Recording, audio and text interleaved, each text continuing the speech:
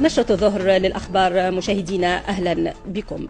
استشهد اليوم جندي خلال مواجهة مسلحة جرت بين قوات الجيش الوطني ومجموعات إرهابية في جبل السلوم بالقصرين، وحسب ما أوردته مصادر عسكرية فإن المواجهات ما زالت متواصلة، فيما شهدت المنطقة وصول تعزيزات عسكرية.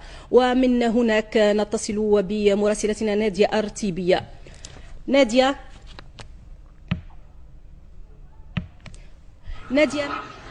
نعم نوال، نحن الآن بجبل سلوم، هذه المنطقة التي تشهد منذ صباح اليوم تبادل إطلاق نار بين القوات العسكرية من جهة ومجموعة إرهابية متحصنة بمنطقة عرقوب التلة المتواجدة بعمق الجبل، والتي تبتعد عن هذا المسلك قرابة الكيلومتر. حسب المعطيات الأولية أنه العمليات أسفرت عن استشهاد عسكري خلال هذه المواجهات، إلا أن المعلومات لا تزال شحيحة من قبل القوات العسكرية التي تواصل في توغلها بعمق الجبل وتحاصر حسب مصادر محلية هذه المجموعة الإرهابية التي حصلت بعمق الجبل وتم رصد تحركاتها منذ أيام.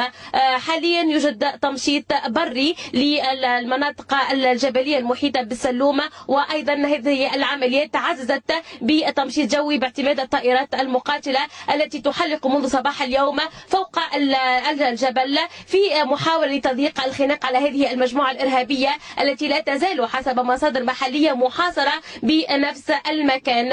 وأيضا كما قلنا سلف الذكر أنه العسكري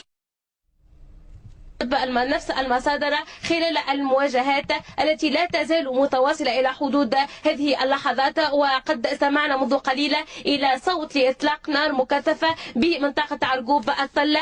أيضا يوجد اعتماد للأسلحة الثقيلة خلال هذه العملية العسكرية المتواصلة. وللتذكير أنه حاولنا الاتصال بالمصادر الرسمية للتأكد من هذه المعلومات، إلا أنه لم يتسنى لنا الحصول على المصادر الرسمية، ونحن في متابعة للعمليات حاليا وسنوافيكم بكل المستجدات.